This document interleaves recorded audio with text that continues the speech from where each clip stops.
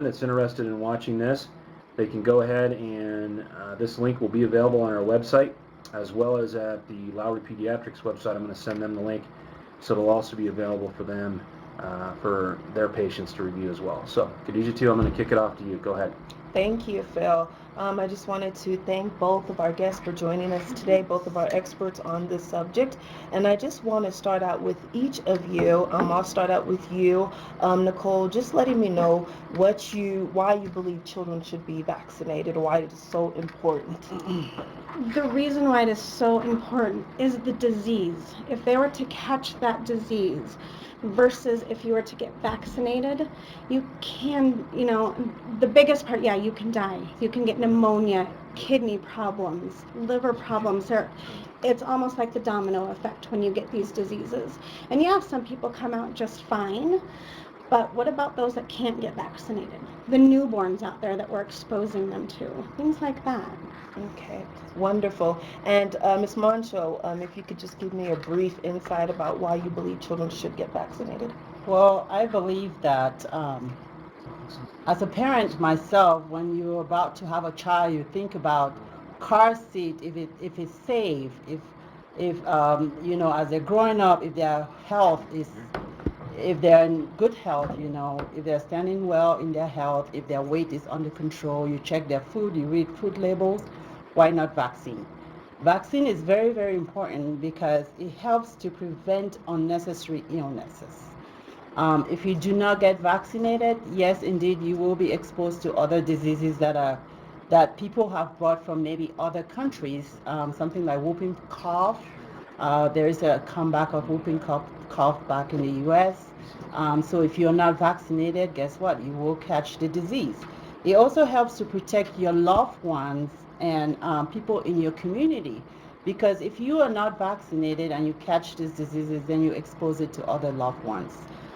So that's two of the reasons why it's important that we get vaccinated, and it helps to eliminate the regular diseases worldwide, so we keep everybody safe. Okay, thank you. If you could please, ladies, elaborate on what your organization/hospital's policies are regarding children getting vaccinated or not. Definitely. So Lowry Pediatrics, we've always been on the pro side of vaccines. We have just officially made it a rule about 6 to 8 months ago. We will no longer be seeing patients that do not vaccinate.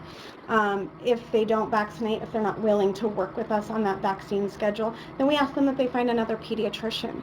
We believe that if you're not willing to trust us with the vaccines, why are you willing to trust us with other things? Okay, and I just want to ask this quick question. Are you having any negative reaction in regards to that new policy? I gotta say no. There are, of course, some people that have been on our Facebook page and have said, this is cruel, this is mean. We don't see it that way. We care about all of our patients. And if one person comes in that didn't get vaccinated and they have measles, they've just exposed our whole office and all of our other patients. I've got to say, overall, our patients love it. Okay, thank you. And with Kaiser Permanente, it's kind of the same thing. They're making it a general rule that every patient get vaccinated. And if you encounter a patient or a parent who is rejecting vaccination, all we have to do is give the consequences of not getting the vaccines, the benefits, and usually they'll see that the benefits outweighs the risk of not getting it, and they'll usually fall for our suggestions and do get the vaccines. So it is really important that kids do get vaccinated because it does help to prevent other diseases and prevent everybody around the world from getting what they contract from not getting the vaccine. So we do have I can't say it's a zero tolerance, but right now in Colorado, it's 6% of patients, pediatrics, that are not getting vaccinated, and we're trying to change that. Okay, and that basically leads us into our next question.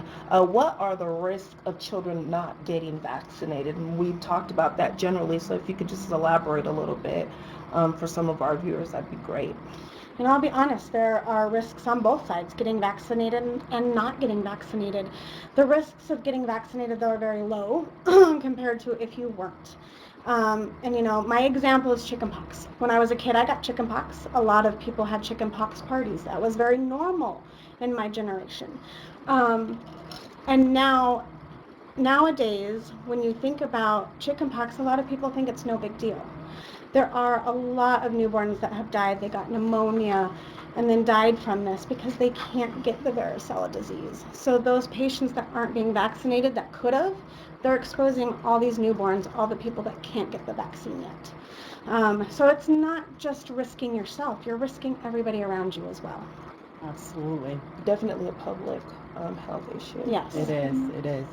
So I have 3 points. The risk of not getting vaccinated, number one, you increase the risk for infectious diseases. So studies have shown that kids who does not get immunized are like 6 times more likely to get infected with pertussis, which is like whooping cough, and 22% times more likely to get infected from measles, which we know those two are making a comeback in the U.S. And then also exclusion from schools, childcare in case of outbreak. Children with exceptions will not be allowed to attend schools or any public settings if you do not get vaccinated. And the third one is the limitations to travel. So if you're traveling abroad, which all of us do during vacations, some vaccines are required for travel. Like you will not be allowed to enter countries if you do not get vaccinated. If you go into an African country, for example, or Asia, they have a recent outbreak of the variant polio. Do you want to come back with polio? No, you do not want to come back with polio. That's why it's important to get vaccinated. Because if you go, you get exposed to polio and then you bring it back to US, that's how we have an outbreak. So it is very, very important, and the CDC recommends that we do get vaccinations to our kids. Ladies, I want to see what are the main objections that parents have to getting their children vaccinated. There's some fear within the vaccination. So where are you hearing that? There definitely is a fear. I think a lot of it is, unfortunately, the celebrities out there. The celebrities that have been anti-vaccine. Why are we listening to these people? They didn't go to school, they didn't learn about vaccines, they don't know how it's made, they don't know these important things. The doctors are the ones that go to the schools, they learn. You know, I think that's a big part of it. The other part I feel is they don't know what's in it. They don't want their child to get sick from this vaccine. And how I explain it to parents is, you don't want them to get sick from the vaccine. Well, what if they got the actual disease? That's going to be 10 times worse than if they were to get sick from the vaccine. And you can't get sick from the vaccine. You can get a fever, which we want that to happen. That means your immune system picked it up. That's a good thing. And that's what we try to explain to parents. Nicole, do you think that sometimes parents, is it the timing? You know, I know some of these symptoms that come along, or some of these disabilities that start to occur. Is there a timing thing when maybe the vaccine is given and some of these other things happen? Yeah, I mean, I definitely like autism, for example. Autism, the signs of autism typically will show up about 12 months of age. And that's typically when MMR and varicella, the 2 live vaccines, are given. Our office actually waits to give the MMR until 15 months of age because of this. We want parents to recognize, well, is my son or daughter having signs of autism? If they are, then let's wait. Let's figure this out together. But we still encourage them to get it. Yeah.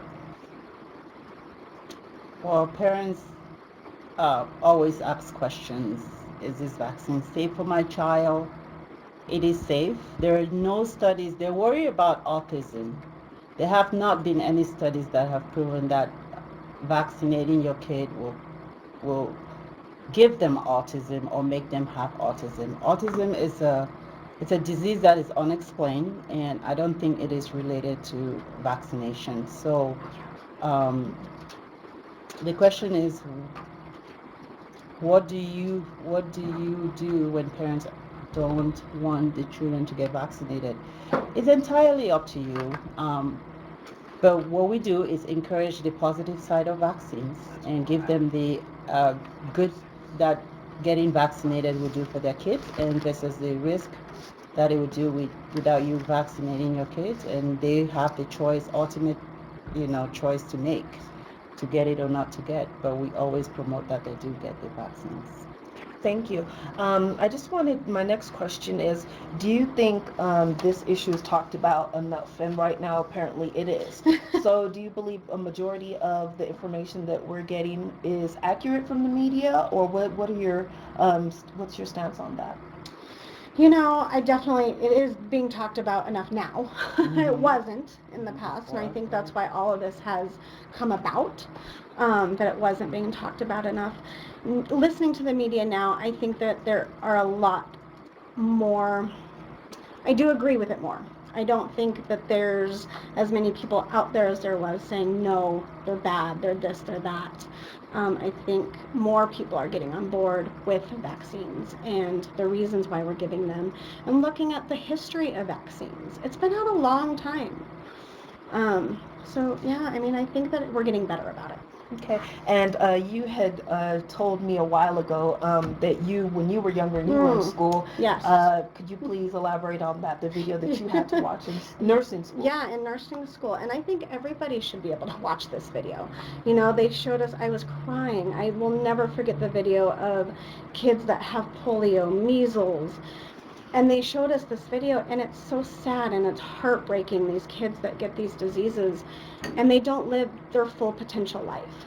And I almost think that every parent that becomes pregnant should have to watch this video. Yes. Absolutely. And they should know this is what can happen. And I think that people, oh no, it's not out here anymore. It is. It's still out.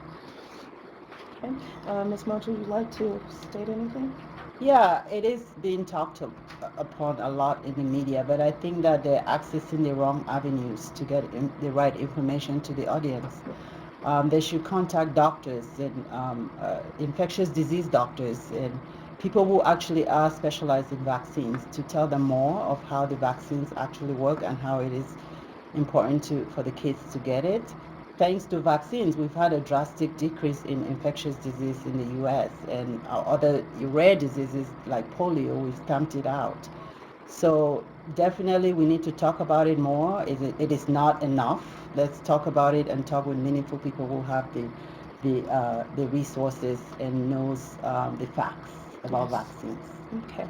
So I'm going to backtrack just a little bit because we talked about the whooping cough and measles outbreak. Yes.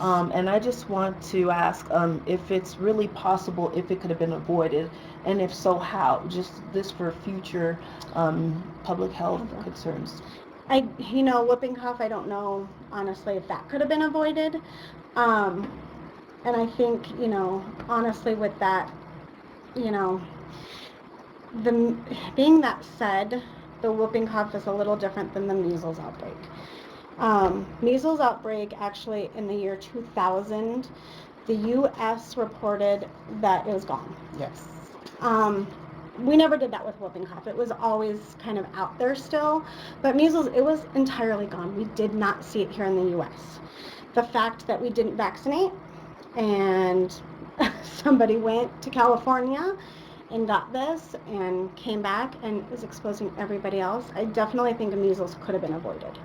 And it's with vaccination. If you vaccinate, if everybody would get vaccinated, then we could stamp that out again. We definitely could.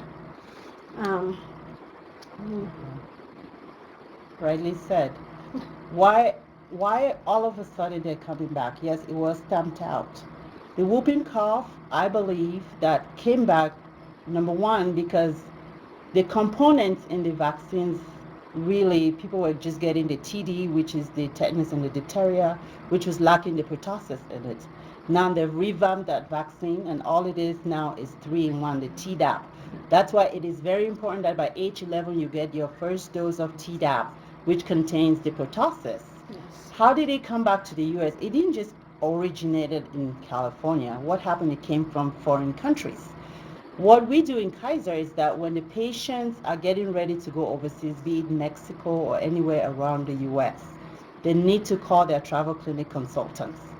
That way we can have opportunity to catch you up on your routine vaccines that you're normally supposed to take. So we bring you up to speed, and then in addition to that, we can be able to see the outbreaks of what's happening in the foreign countries at that moment, and then vaccinate you against the outbreaks that have happened in that country, or at least advise you on what to do to avoid getting it. So when you bring back these diseases, the whooping cough has been rectified in the U.S. because we've added a pertussis space.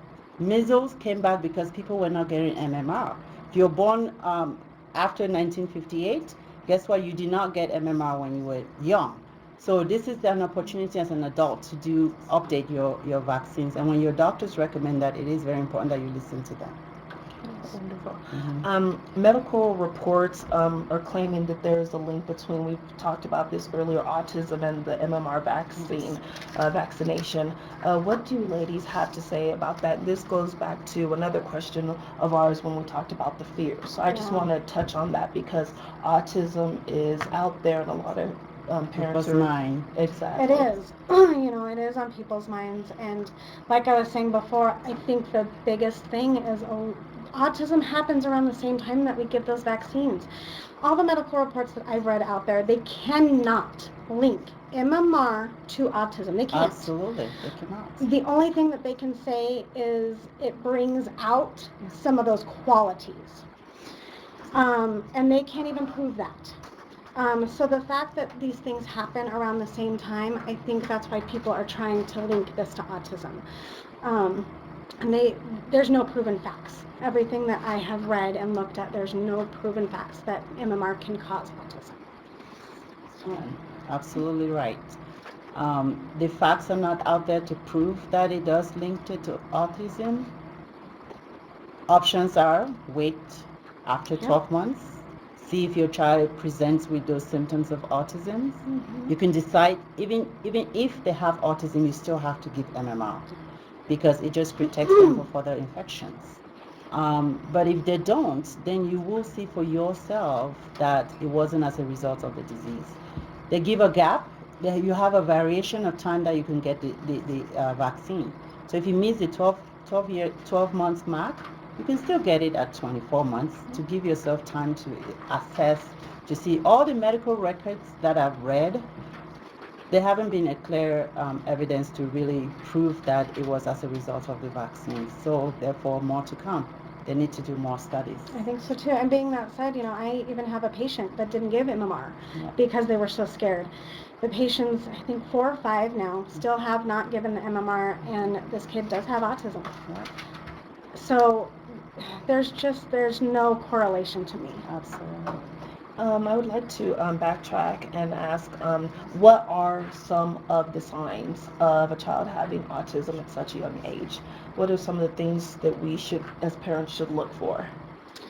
My biggest thing, so there is every time, that's why well cares are so important, because your provider will ask you, does your child turn away with loud sounds? Does your child look you in the eye when they talk to you?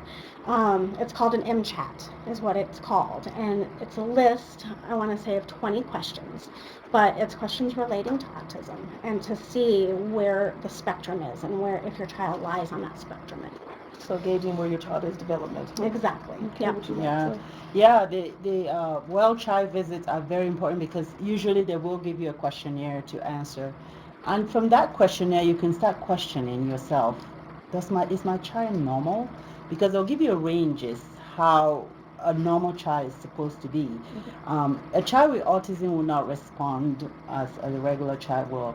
Will not even be able to say mama or dada by the age of 1. Yeah. So They don't babble, they won't say anything, and they're very unresponsive. So those are the checks, but the pediatricians in their offices, every office has those check marks. And you will be able to determine at that moment if your child has autism or not. Okay, very helpful. Thank you. What do you think about the parents who want to take the homeopathic, homeopathic remedies versus vaccinations? I honestly don't know how to answer that. I don't have many parents to ask me that. I actually went to one of my providers this morning to ask him and see, if he has talked about it with patients. And he says he really, the only thing that he can say is there are no studies. There are no FDA studies saying that these homeopathic methods are just as good as vaccines. Vaccines have to go through the FDA. They have to be regulated. They have to be checked. Whereas homeopathic, you don't have to have those checks in place. Absolutely. So we can't say whether they do any good or not. So I really can't have an opinion about that. Okay, Miss, do you have any? Well, I'm a big fan of homeopathic remedy and herbal supplements, but in terms of vaccine, people don't understand how vaccines work. Vaccines doesn't work because you take a pill to rectify something. That's a treatment. Vaccines promote your own self to develop like check marks or defense mechanisms so that when you are exposed to that organism the second time, your body recognizes that organism and fight it and then defeat it. So homeopathic substances will not work as vaccines, and I disagree with anybody who's trying to write any studies about it to replace vaccines. I just strongly disagree. And like she said, it is not regulated by FDA, so the producers of homeopathic agents can say whatever that they want to say. That's a whole field that is not regulated by the FDA.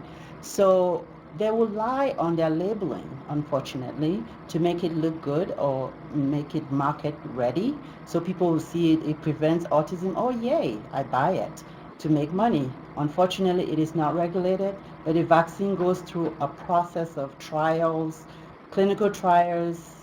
The FDA tests it before it is released. So if anything, trust the vaccines because it has that checkpoints. Okay, wonderful. This question was posed to me by a parent who stated, what if their religion prohibits vaccinations? So, a parent comes in and they say, I don't want my child being vaccinated because of my religion. I won't state one over the other. Yep. How do you deal with that? We've had a couple. We have a lot of different patients in our practice, and we do have a few that, because of religious reasons, they won't give a type of vaccine. It's usually the live vaccines they won't give, the MMR, the varicella. And because they're live, their religious reasons do prohibit them from getting. We can't really argue with them too much. As long as they are, talking with us, discussing them, they're open-minded, they're getting other vaccines. We're very open-minded. As long as they're discussing the vaccines with us, then that's fine. Yeah, absolutely. You cannot force them to go against their religious belief because that's their rights. Yes. There is no legislation to say that you must have vaccines, so it's entirely up to them. If they believe in one thing and doesn't want to vaccinate their kids due to religious belief, there's nothing you can do about it as a healthcare professional. What's the difference, Nicole, you brought this up, what's the difference between the live vaccine and the others? So a live vaccine is actually, the virus is live. We have to reconstitute it. It's come frozen, so we have to reconstitute it. And it works actually a little bit differently than the other vaccines because it is live. So we want your immune response to come up, whereas the other virus, the other diseases, they actually deactivate it. So, you can, so the varicella, the MMR, you can get a rash from it. You can get that fever, and that's because it is a live vaccine. But it works better because it's live. So your body reacts better to it. Versus the dead virus, it's okay and it mimics it, but it's not as great. So there are the two different kinds. Yeah, so the live vaccine, like she said, it is actually attenuated, the structure. It's a live vaccine, but they have to formulate it in a lab in order to attenuate it to make it stable in the environment. So it comes attenuated and then they inject it. They're actually giving you the live virus and it goes into your body. It's just like you going around, someone is coughing and they leave their specimen of cough in the air droplet and you breathe it in. You've taken that virus in. So that's how the live vaccines works. It goes into your body. The body immediately recognizes that a foreign object have come into the body and start fighting. it makes your white blood cells to start working and producing a lot of white blood cells that triplicate themselves in a space of 1 day. But in the process of doing that, that can result to fever, chills, because your body is fighting. You can have headache, you can have high fever, but it usually resolves after a week, and then your body builds permanent antibodies that will recognize any form or shape of that disease when you get exposed to it. Unlike the inactivated vaccines, they're also really good, but they're made to try to copy how the virus looks like in the outside. So when it gets to the body, your body also recognizes that, okay, yeah, I do recognize that shape. That's why for flu vaccine, some of them are live, some of them are not. Sometimes the shape differs every year. So when we get the inactivated vaccines 1 year, or even this year, and then the flu virus changes the shape, it comes to your body, it doesn't recognize that shape. It's like the key in your lock. So if the key doesn't fit because the shape changed a little bit, then it doesn't recognize it. Then someone gets the flu, and they say, I had my flu vaccine, but it's just because some people came from outside, brought in a different strain of the flu, which has a different structure, so it doesn't fit to the vaccine that you took. Okay. So that's the main difference between the inactivated and the live vaccine. That makes so much sense. So that's why we have to do the flu vaccination every year. Yep. Yes. Okay. Wonderful. Different strains every year. Okay, I never thought of that. Well, I just wanted to see if there was anything else you ladies wanted to throw in, if we have any questions. Phil? Looks like Laura has a question. Approximately 4 years ago, the FDA and CDC reported that only 1% of all reactions to vaccines have been reported to the VAERS system. Has there been an increase in the collection of this information to further support the claims that no significant harm can come from vaccines? You know, that's a great question, and I honestly would not know the answer to that. I'd have to look to see if there has been further information, because I have not been, on that reporting system. So I couldn't tell you if there's been an increase in the collection of the information.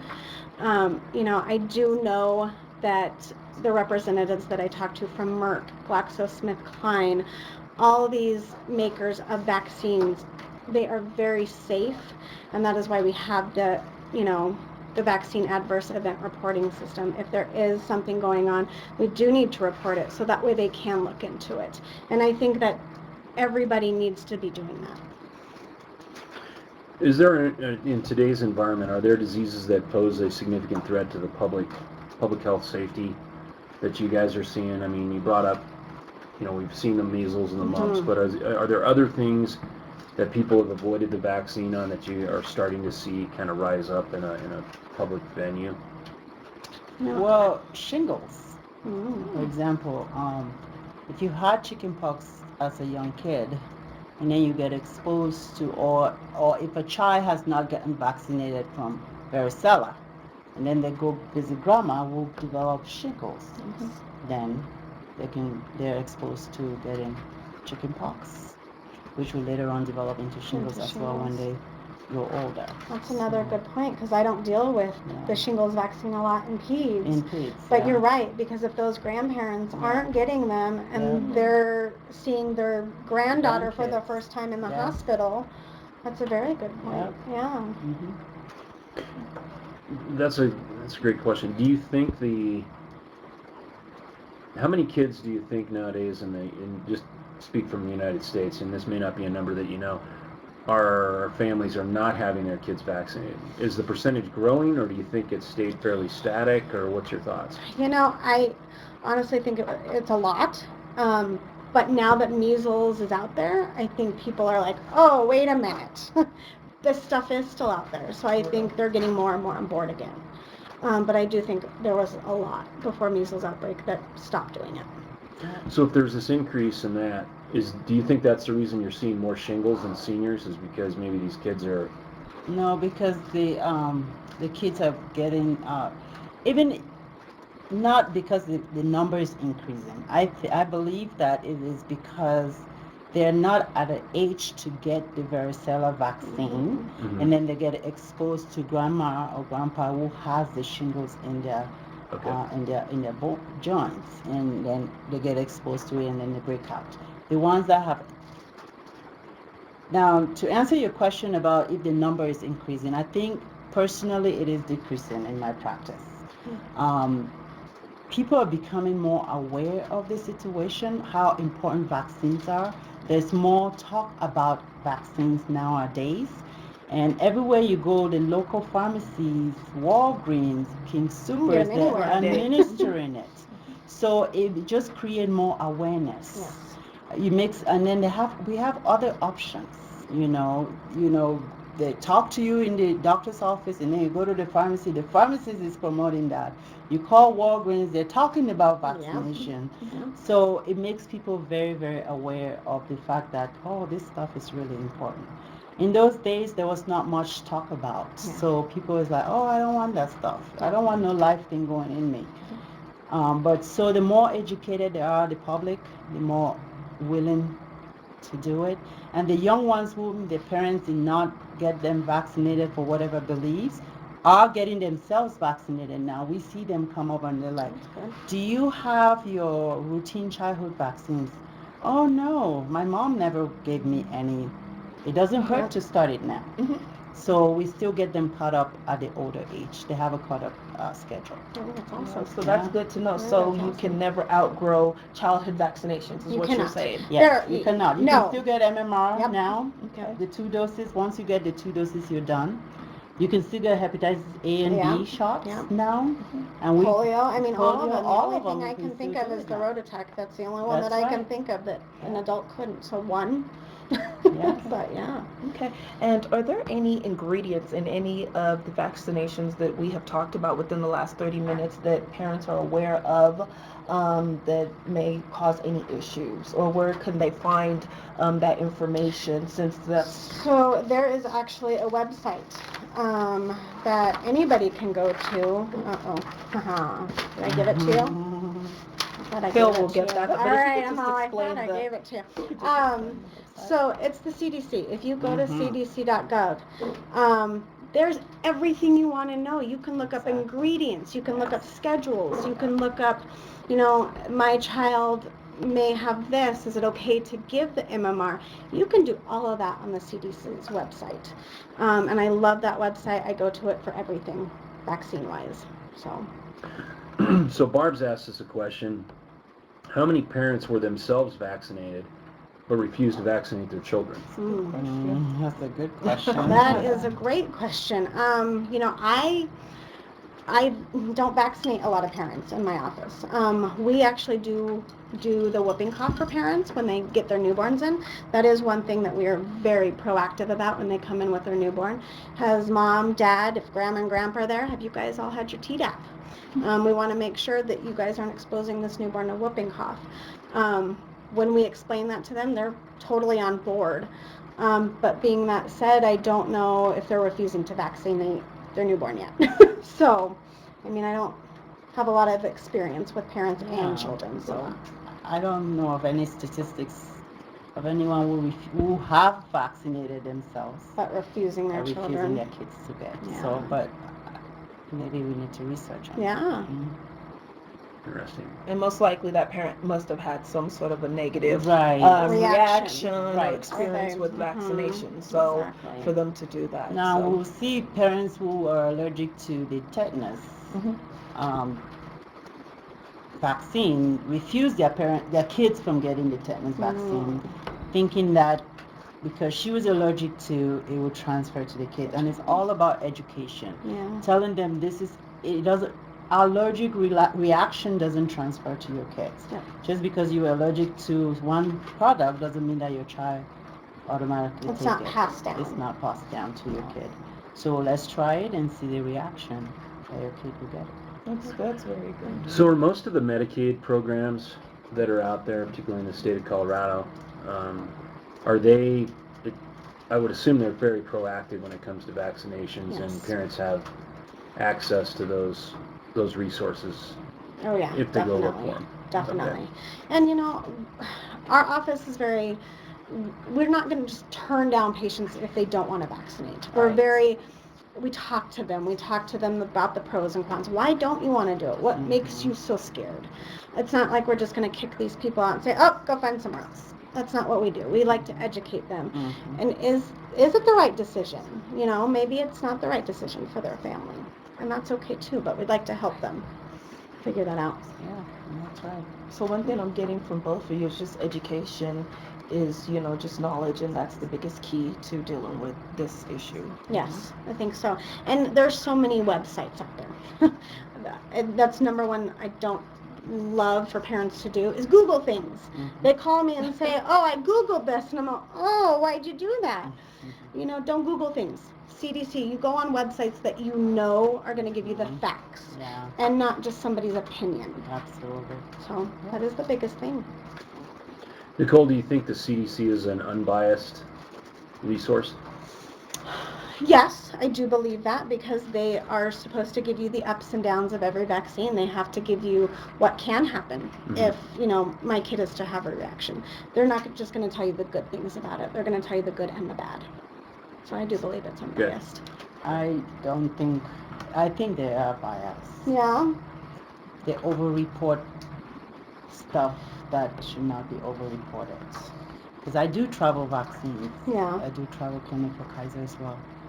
And when we compare, we use Travax, which is a travel website. Okay. When we compare it with CDC, you see that a lot of stuff that are recommended in the CDC website so much. It's not patient friendly. Okay. Yeah, Well, see, that's good to so, know because yeah. I didn't know there was another. Yeah, no, but for the public, Yeah. the CDC is the best website to go to rather than Googling Well, yes. MMR. Yes. Yeah. But You're we're gonna get overwhelmed and everybody. inundated with information. Yes. You know? Right. And But you when don't you know what's Google truthful. MMR, for example, or whooping cough, you see a drop down of several websites. You just have to pick the credible website. Yeah. You can pick Medscape. Anything medically that is credible will give you the right information. But if it's just Joe Blow and yeah. I think unless parents have your medical background, Sure. the best thing is just check with your medical provider since they know the history of your child and then go from there. Yes. Exactly. I'd have to agree with I that. agree. Yeah. Yeah, because I've done it Definitely. myself as a parent. You look online, the internet is a great thing, but sometimes you just get inundated with Yes. information. And you don't So know that's what's when I turn to you guys, Yeah. ladies. Yeah. So Definitely. Well, and I think one of the things that you've all mentioned today is, as a parent, you have to be your own advocate. You really have to, research those things that are important to you and your family, and discuss it over with your medical provider, and make sure that you're all on the same page. And I think it's important to keep an open mind on the importance of what these things, the positive impact that they can have. Great. Definitely. well, do we have any more questions online? Any other comments or areas that you guys wanted to address? Are there any other, Nicole, in the practice that you work for at Lowry, are you seeing any childhood challenges that are coming up with kids through the practice that you may not have seen in your time there? No. I mean, I think that everybody, all the patients in our practice are very willing to talk to us and speak with us about everything. And that's, I think, one of the reasons why I love working where I do is we're all communicating with each other. We're a pretty small office. So, even if we have a challenge, we can meet, we can talk to each other, we can brainstorm. But no, I don't think there's a lot of, one thing over another that's going on there right now. So. Any in your travels, have you seen anything that has surprised you, or no? Okay. No, just the whooping cough outbreak and the measles. Okay. All of a sudden that kept coming back. Okay. It's sad about that measles. Well, I'd like to thank you, ladies, for being here today and sharing your wisdom and offering some insight into the world of vaccinations. It's been really good. We certainly appreciate all of you that are online and have been participants in this presentation today. We would be closing this out. We're at 1:42, and we will be shutting her down for the day. Next month will be Mental Health Month. We'll be having a conversation, and you'll see some emails coming out that will be associated with a topic associated with mental health. And hope everyone has a great rest of the week and a great rest of April. Thanks again. Have a great